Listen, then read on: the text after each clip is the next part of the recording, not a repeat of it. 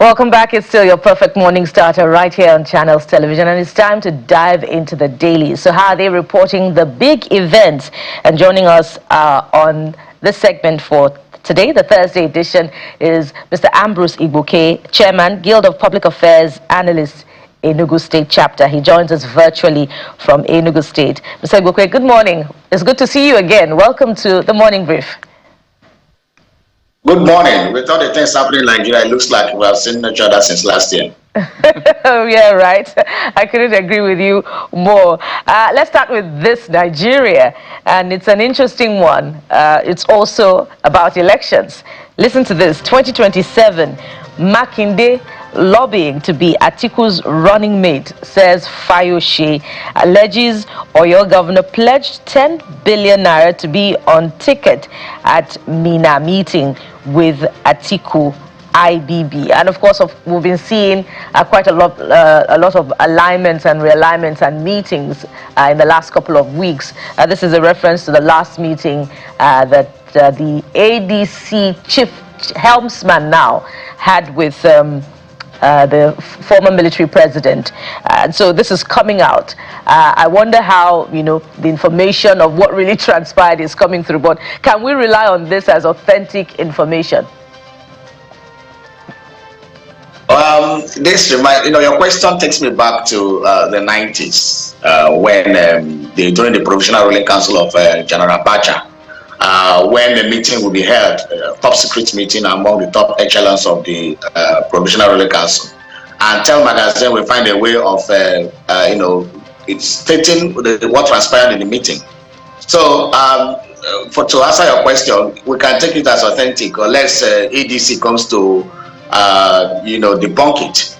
And we also know that just as the military and intels have their own intel, the journalists have their own intel too.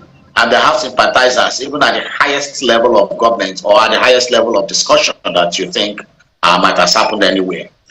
So I don't know, each time opposition come or political people come, they want to recruit IBB each time. I don't know the reason for that, why they want to recruit IBB. I think they should allow the man rest. He's an old man.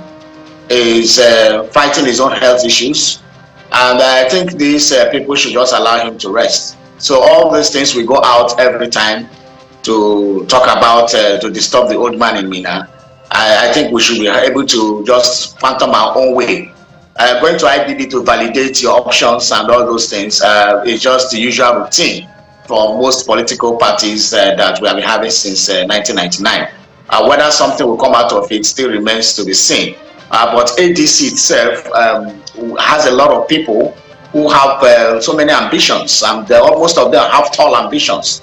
For Makinde, I don't know the game is trying to play to be a vice presidential candidate. That was what the game Dr. Okowa played in the 2023 election, where he became vice president to Atiku. And right now we are hearing about malfeasance and issues of 100 billion naira of state money being donated. That has not still cleared. And we are hearing that Makinde wants to donate 20 billion. 20 billion naira of whose money? Is this his personal money? How did he come about such wealth, just being governor for how many years? Is it the money of the Oyo State people that he wants to give to an individual, just like what happened in Delta? So I think Oyo people should rise and begin to investigate this and begin to make the necessary noise to interrogate their governor, because this is getting out of hand. Mr. Igboke, we were not in that meeting, so we don't know. I think this disclosure was made by Ayodele Fayose, who looks like to me is, whether he's been assigned or is taking up the responsibility or wish of his dropping into private conversation. He was the one that told us about what the president and Mr. Makinde, the governor of Oyo State, discussed. It's also supposed to be a private meeting, but for some reason, Fayose found his way into the meeting and gave us the scoop. I don't know. He's the same person now that IBB met with Makinde. He's the one that's giving us the... So we don't know whether all this is so... For me, I'll just take it at face value. We don't know what's going on. At least the men who were in the meeting did not speak. So it doesn't mean it may be true, may not be true, but I'm just saying... You remember You have to remember grapevine in journalism. Yeah, I do. No problem. Let's go to the Guardian newspaper. Guardian newspaper leads with not the Christ 2027 politics despite insecurity, 4,654 deaths in 2025. Mr. Gbokwe, I don't think I need to add anything. This has been a recurrent decimal, and the people at the Guardian do a great job of giving us the incident reports, whether it's abduction or kidnapping or whatever name you want to call it, or literal killing. And what do you think the North is saying with this? No, the greatest danger about this is that we are not at war. If these were war casualties, that maybe we are at war, or that Nigeria is fighting with another country, we are being bombarded, just like what happened in Gaza, or what is happening in Sudan, or what happened in Ukraine and some other parts of maybe some parts of Syria, and we could just say, oh, these are casualties of war. But I don't know how to explain the fact that Nigeria is not at war with any other country. Nigeria is not even at war, a fratricidal war like what we had in between 1967 and 1970. Nigeria is not said to be at war. And yet we're having these levels of casualties, of citizens being murdered, being massacred in droves, in high numbers. So this is so sad. And when people start,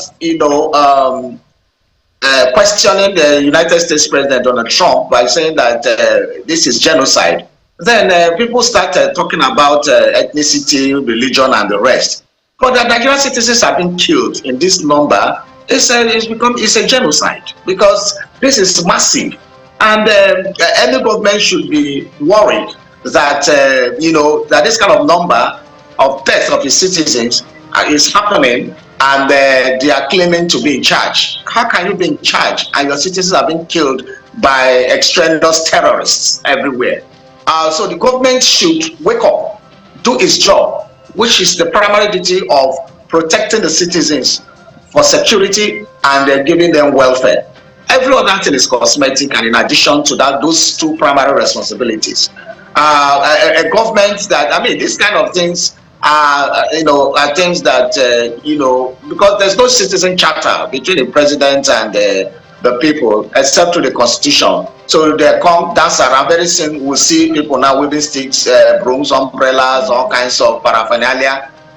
Elections will start, there will be dancing, there will be drumming, they will promise heaven and earth, and that ends it. There's no citizen charter. Some people deny that manifesto at the end of the day. Yet the citizens somehow are comfortable with this, and we go at length to defend some of these politicians. It is a sad reality in Nigeria. Okay, let's switch from there and move on to the front page of the Vanguard newspaper. And this one is quite huge, Mr. Igboke. U.S. reps propose visa ban on Kwankwaso, Mieti Allah, others. As U.S. lawmakers present bill on Christian religious persecution in Nigeria, seek terrorist designation for Fulani militias. But Kwankwaso movement says we're shocked. We'll respond at the appropriate time, while the NNPP says Kwankwaso caught in web of international hypocrisy and blackmail. It looks like at this rate, the U.S. House of Reps is doing a lot more for Nigerians when it comes to security or terrorism than even its own lawmakers, some will say. Because I can tell you this, Mr. Igboke, some people now know about Representative Riley Moore. They probably don't even know their own representative, but they know him. So what do you make of this? Is this something to take seriously because they're proposing asset freeze and all of that?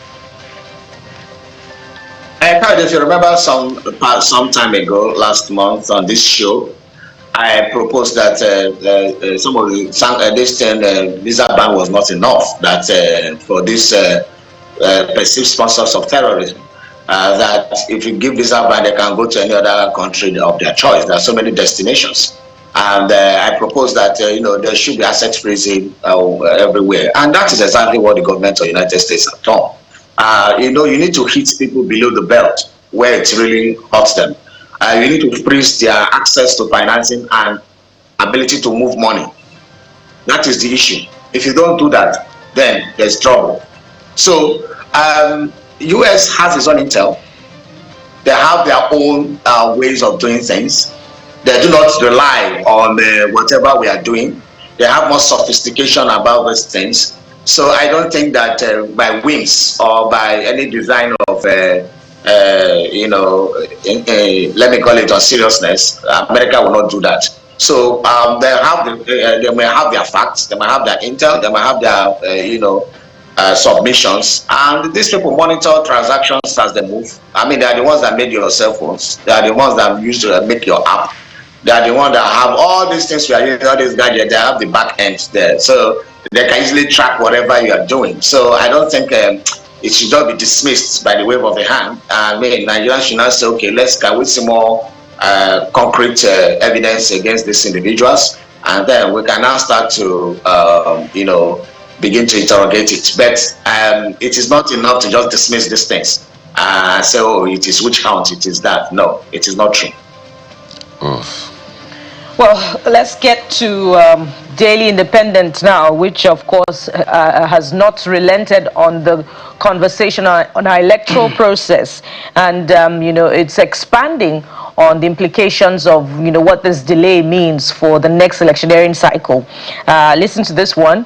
Legal experts warn of structural cracks ahead of 2027 elections, and it's quite instructive.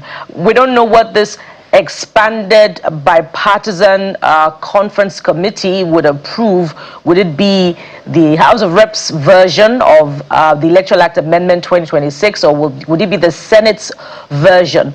But either way, we're still looking at either 360 days to giving INEC notice for the release of timetable, or if there's a change, 180 days. What would this mean for the different critical aspects of election organization, which is a very, very all-encompassing process? Well, I think the 360 days should still be retained. I don't know why the Senate wanted to tamper with that in the first place. Where they were supposed to work, they didn't work. Where they were supposed to improve, they didn't improve. But they went to a place, the one that is working, and decided to tie it up. This Senate is purposefully, they know what they are doing. They are just throwing confusion into the mix so that they can get their way. Even after so much pressure, they still refuse to do the electronic transfer of results, transmission of results real time. They still refuse to do that.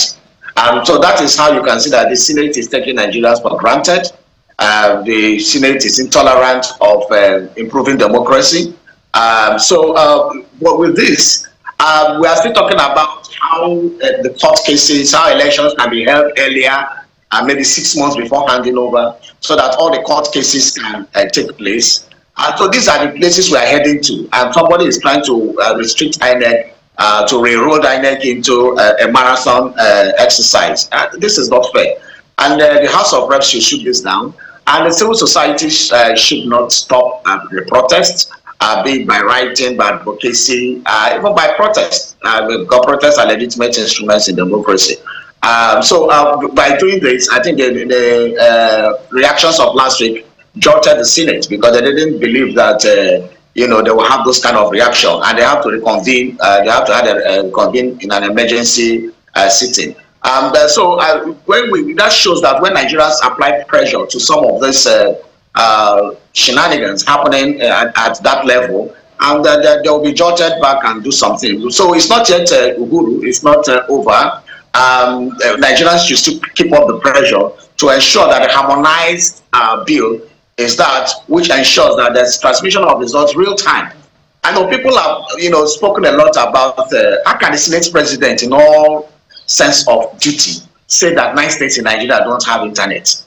I mean, these are ridiculous statements that one begins to beg or believe. We have online transmissions of banks are running online real time. The banks are in every state. We have all the telecoms in every state. We have POS machine operators doing their businesses in every corner of the country. These people are using the internet. We have the ruling party even doing e-registration and making all the noise about it. Yet, the Senate president from the ruling party who has embraced e-registration of members is saying that there are no network. Meanwhile, this machine, even the beavers, makes made adequate arrangements for those kind of situations where the beavers can store offline, and when it comes to a place where there's network, it will automatically upload. So who is afraid of e-time electronic transmission? So what we can do, some people already propose that if there is no network to upload or whatever, and it cannot be uploaded that day or something happened, that instead of resorting to manual collation, that elections can be repeated that day. So instead of that, INEC could be looking at modalities of how to do that, or other options can come up. But giving room for manual manipulation or manual entry will lead to the same problem we had in the 2023 election. I think we should be moving forward. And this is a clear call to the House of Reps to ensure that this online real-time transmission is there, preparation taken back to 360 days, and to ensure that our elections get strengthened. We move from 2022 Electoral Act. Let us improve 2022 Electoral Act, not to take us back beyond what we have before 2022. Well, I thought we had more papers, but that will be where we drop the anchor on the edition of Newspaper Review segment today. We must anchor at this point. Thank you so much. Mr. Ambrose Igboke is the Director, Guild of Public Affairs Analyst, Enugu State Chapter. Thank you for coming on the segment. Thank you for having me on the show this morning. We'll take a moment now. When we return, we'll begin the first leg of our conversation, which is something very critical, impacting on security in Ebonyi State. We'll be right back. Stay with us.